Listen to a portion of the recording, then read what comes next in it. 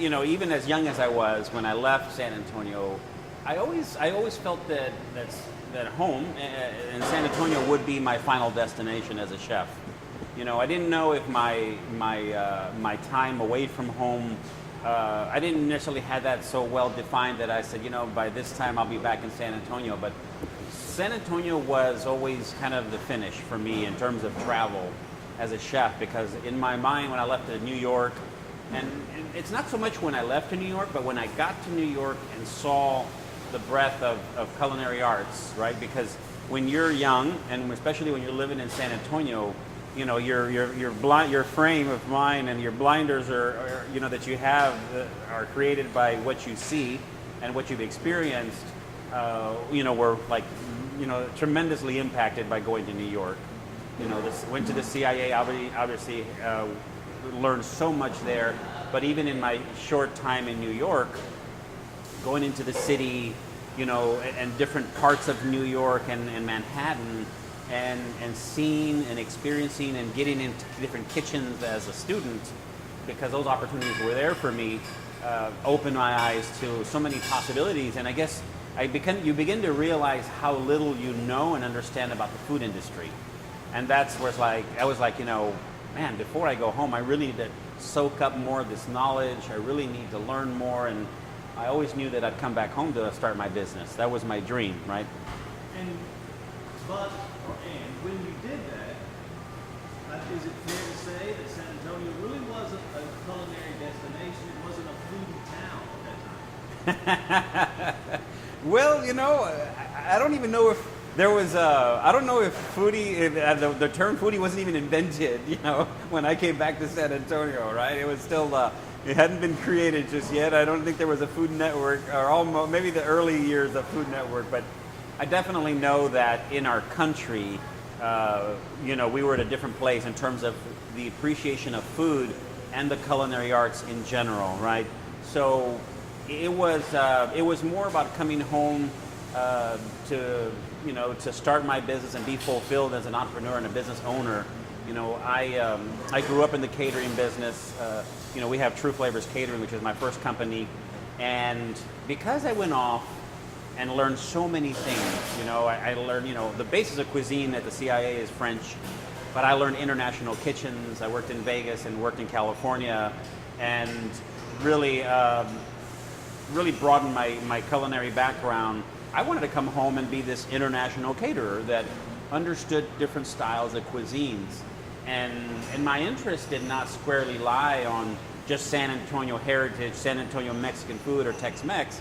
It actually, my emphasis was diversifying myself from those signature cuisines of San Antonio. I was doing, Japanese sushi bars, and I was doing Thai, and I was doing French influenced cuisines throughout my catering business for many years. My Mexican food, my dedication to Mexican food came later in my career. After catering is really when it was in I guess I've had my catering company for 8 years before I started thinking of a restaurant. How does San Antonio rank now? Do you think we really can hold our own with some of the other maybe culinary destinations? I'm thinking Miami, Orlando, Memphis, LA. Right. I mean, you think of certain cities as really culinary destinations. Is San Antonio in that tier? I think we have, as a city, we have, as a culinary community and as a city, we have a very unique offering. I think we are one of the few cuisines in the U.S. We're one of the few cities in the U.S. where we have a cuisine that's a signature of our heritage. I mean, there's only a handful of cities in the country where you can say, you can't say that about New York. You can't say that about, I don't know, can you say it about some of the other bigger cities, or LA or Atlanta? In other words, I think that when you think of San Antonio, you think of Mexican food, right? And I think we own Mexican food. We are the gateway to Mexico, and I think we've done that so well for so many years, certainly near and dear to my heart. But even Mexican food here in our community has evolved, right? It was very Texas Tex-Mex or Mex-Tex for so many years, and right now, my specialty obviously has been to really discover kind of a deeper, the deeper roots of our cuisine and showcasing it more authentic Mexican food from interior Mexico. So that's kind of been my area of focus. But I think we're well beyond what San Antonio was known for years ago. I mean, we have this vibrant chef community now, and it's not only chefs, it's coffee roasters, it's distillers, it's winemakers. I mean, we're living in an age of entrepreneurship, right? And I think here in San Antonio, I think, and in the creative fields, in the culinary arts, I think we're in an era of entrepreneurship, because I think for many years we had been, as an industry and as a chef community, we aspired to be chefs, right? For a lot of us in our youth, right? And now everybody aspires to have a restaurant or a food truck or a coffee shop or a bakery or a beer garden, right? So we're living in a different age of creativity and partnerships and resources. But we do have, we do have a rich, diverse culinary community here that's way beyond Mexican food, and we like to call it Tex-Next, because we're known for Tex-Mex, but today we live in the age of Tex-Next. So we are the next generation of chefs, the next generation of entrepreneurs and creatives that are really forging new styles of food for our community that continue to build our heritage, right? The new that makes everything vibrant. Tell me about Top Chef. That was your first entree into television. How did that happen? And what was that experience like? Oh man! How did they pick Johnny to be one of the judges? I think that when I redirected my emphasis on Mexican food, it was a strategic move for me. It's like, I really, I had a dream of opening a restaurant. I had been in catering for 8 years, and I wanted my restaurant, to be uniquely and different, and I wanted to create I wanted to be an expert at Mexican food and Mexican culture and heritage and all those things that make our food what it is today. And I think my dedication to that, to learning it, to demonstrating it, was probably the reason why I get called for a lot of things that are Mexican related or community related, because we've been working in the community for so many years.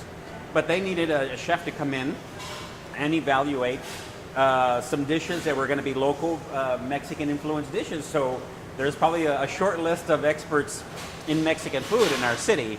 And so I had a few credentials and I got a phone call, but it was an amazing experience, because that really was, aside from doing some local TV or regional, here or there, I had not been on a set that was at that scale, but it was quite amazing experience, and to see how it behind the scenes, how it all comes together, was a special experience. Yeah, so I always remember that year. Yeah, amazing. And what year was that, Top Chef? It's been at least 4 years now. Okay. At least. And then that led to another TV show. Yeah, we've been featured on Man Fire Food a couple times.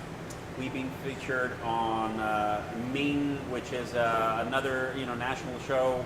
I forgot the name of the actual show, but Chef Ming is the host. We've been featured on Bizarre Foods with Andrew Zimmern, which is huge.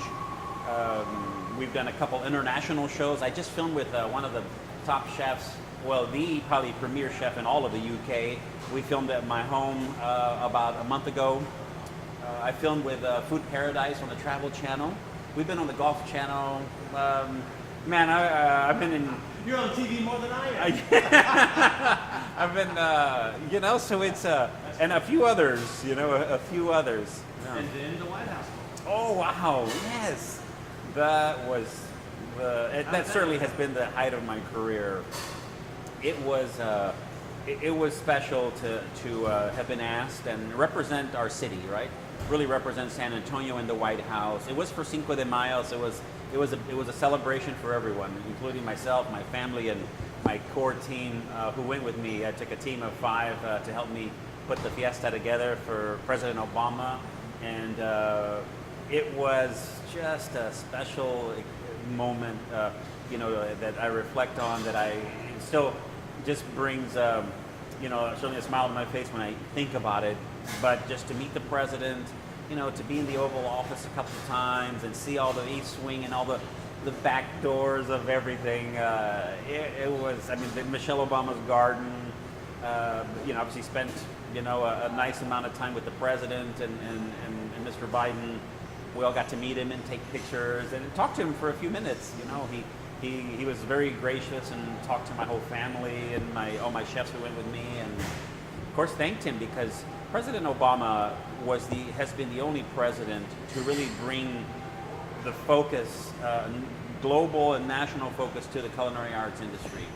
Because of his appreciation for food, and Mrs. Obama, Michelle Obama's appreciation for food, they put the spotlight on our industry and our profession more than any other president has.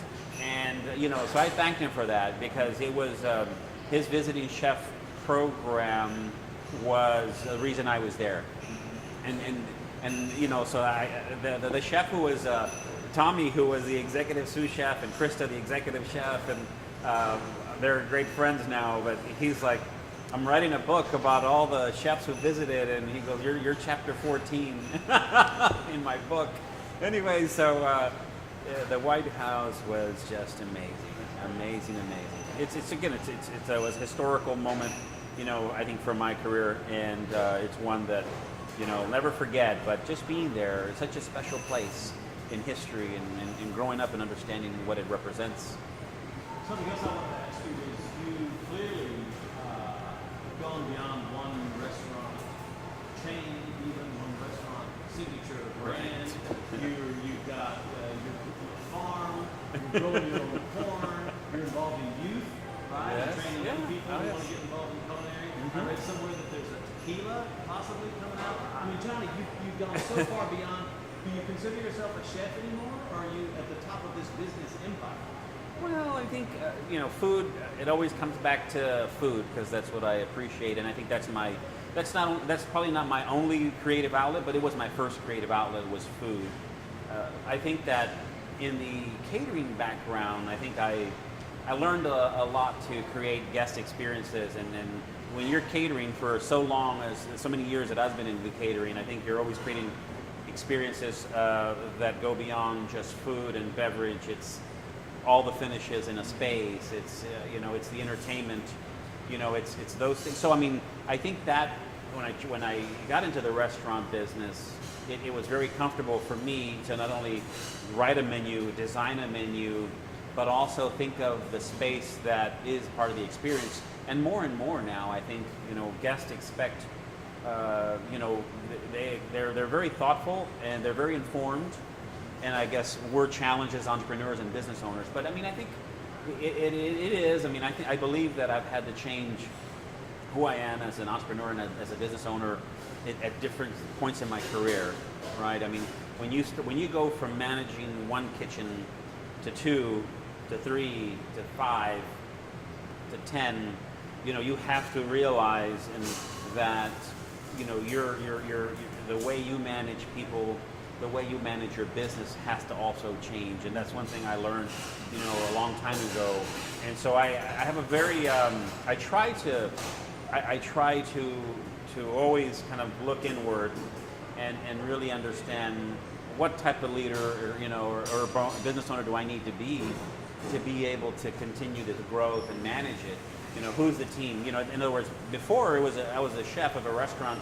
You think of who's the team around you as a restaurant, and so now the team is diversified now. So now I have a corporate team around me that has to be a culinarian, that has to be a CPA, that has to be a HR, that it has to be business development, and I still have to, I guess, be the creative mind, or the and ideate the way I love to, but my style of management has changed, but I am, a chef at heart, but but I've also been an entrepreneur at heart. As a little boy, I always was selling something, or I had my first business when I was about 9 years old. So you're a brand now. a brand. Yeah. What's the secret? We have a lot of young up-and-coming chefs who would love to be in your position. So what's the, what do you tell them? What's the key to success? Right. You were saying before, a successful restaurant, it's about location, it's about the community, the neighborhood, but is there, and maybe it's not this simple, maybe it's not a simple formula that you can replicate or share with up-and-coming chefs. Right. Well, I think it's success is it's very difficult to define, right? It's very difficult to define, and I think success quickly gets, we assume success is, a full restaurant, and a nice healthy balance sheet or a P&L at the end of the month. I don't know. Success is so different for everyone, but I think that if you're a young culinary mind, success, I think we need to manage what the expectation of success is. Your first, to me growing up, my first success was, to me, let's say my first goal was I wanted to be an executive chef, right, of a hotel or a restaurant. I wanted to me it was more about learning, than it was about either obtaining that title or making that, that paycheck. It was, my success as a young boy and as a young man that in my mind was, yes, it was a restaurant in the future or my business in the future, but I knew that, I had learned through my experiences and being in the family business that if I wanted to achieve that success, there was going to be a lot of preparation before that, because I lived through some of those struggles, and that's what shapes you, right? When you live through some of those struggles, that really defines who you are. And I was fortunate to grow up in a small business and kind of see some of the struggles of the family business and the struggle to get to school and, and say, well, I have enough, money to get to the CIA. So, I knew that my preparation to my business was learning on the job and in restaurants, in hotels, and, but I think there were success at every stop I made. I had success. So now in this age of entrepreneurship, success becomes more complex, right? Because to be successful today as an entrepreneur in a business, you cannot just be an artist. You have to be, like you said, a businessman, right? You have to know the administrative functions of a business. And that is a different skill set. It's a different skill set. And starting off small is what I recommend. Even, is it a food truck? Maybe you can't even afford a food truck, right? Maybe you're doing a pop-up at a farmer's market and you create a product. You create a product that, you only sell on the weekends and it subsidizes your income somehow, right? That's those, as an entrepreneur, those are the opportunities you look for. How can you test, how do you beta something? How do you test your concept and your idea and learn from that? And I think that's always my recommendation for somebody who's thinking about taking the next step, outside of just working for someone, right? Where you want to do all your learnings on somebody else's, at somebody else's dime, right? That's the smartest thing to do. And then you start venturing out. And last question, and you've already touched on this a little bit, Johnny, but how would you describe to someone from outside San Antonio what's going on in San Antonio right now? And I think you kind of mentioned maybe a renaissance or a creative. San Antonio, I know, I used to be in San Antonio in the 90s, and I worked at another station. I left, and now I've come back. So I have seen that San Antonio is changing. But from your perspective, in hospitality and in culinary, how do you describe it? What's going on in San Antonio right now? Well, I think there are probably several things that are really driving San Antonio's success in hospitality and culinary arts. I think one of it is we have a very rich history to draw from, right? We have a very rich background and world heritage. I think that is what we have to always respect and carefully weave that into everything we do as a city. I think that the, the educational piece of San Antonio on hospitality has also been supporting and grooming and growing a lot of talent. So, I mean, St. Philip's, our community college, has it's one of the largest community colleges in the country, one of the largest culinary arts programs in the country, and we actually just got a $20 million grant, or $20 million to build our new culinary center at St. Philip's, right? So you have St. Philip's, who's been really working hard as a community college, creating culinarians for 15 years or longer. You have the CIA that comes in, with a different flag, that's internationally known and respected. They make San Antonio home. You have the University of Houston, who came in a few years ago. Yes, I serve on the board of all three of those universities, actually. Wait, there's no conflict of interest there? Well, I just tell them I'm involved in all. I help all of them. But whose T-shirt do you wear? Yeah, it's a San Antonio emblem, I guess. I don't know, but no. The University of Houston has a growing hospitality bachelor's program. Palo Alto College has the first viticultural and brewing program that's going to start next year.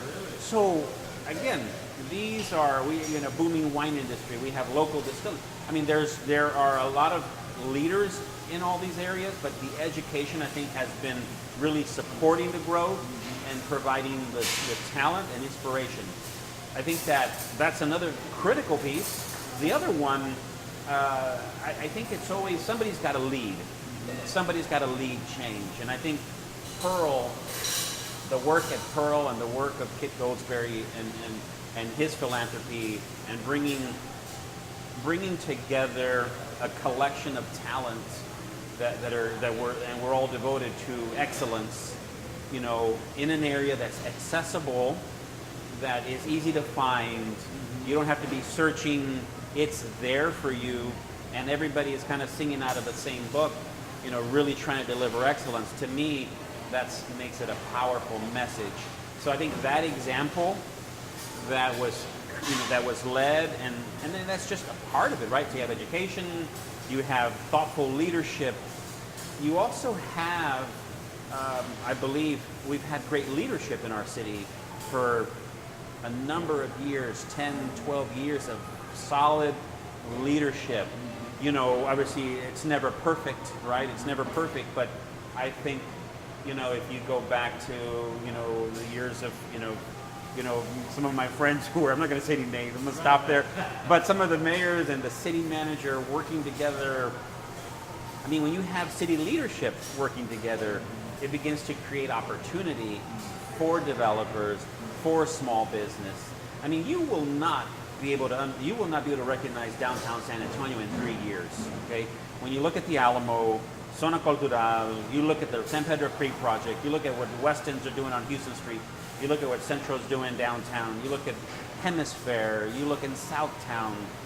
I mean, convention center transformation. Wow.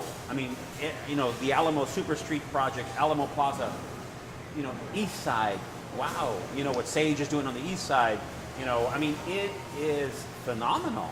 It is. I mean, we are living in a very special time, I believe, in where, and I guess not that I compare it, because I necessarily was not at 1968 World's Fair.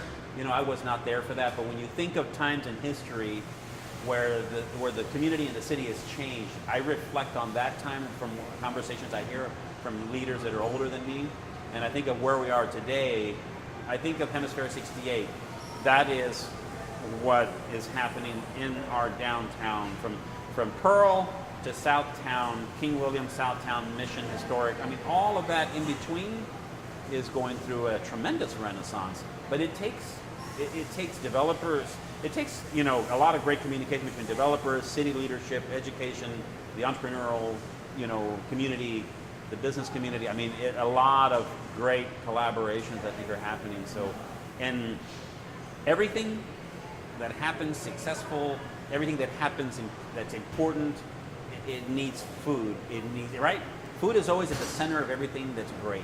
Any celebration, any great development, food is there. So, our hospitality community has to really step up, because I mean, it's impressive what's being redeveloped downtown. Yeah, even there's some. I mean, but it's amazing, you know, to be able to. I've been on you know, in a lot of these different conversations, and So it's a good time to be in San Antonio. it is. So, and again, it's all coming to me. I mean, there's a lot of great successes till today, but I think in 3 years, I think you're going to see another just huge boom that is going to that we're going to look back and really see where we've come from. I've always said, you know, in the last, our food community has evolved more in the last 5 years than it has in the last 20, 30 years. You know, and again, part of that I believe is because of, you know, the age we live in and technology too. But I am so pumped up about after what's happening downtown after Tricentennial. There's a lot of celebrations that are outlined for our city for our Tricentennial, and because those are so important to us to do well, there's a lot of projects downtown that are waiting for that. After that celebration, we'll kick off 2 years of intensive construction on some of the most important, the most important real estate in all of San Antonio and Texas. Really, when you think about it, really in Texas, because it's Texas history that we are preserving. When we start redoing Alamo Plaza, Alamo Street, Hemisphere, La Vita, this is Texas history, right? And we just happen to be in the middle of, and it happens to be in our backyard. Good times, exciting times. Yes, sir.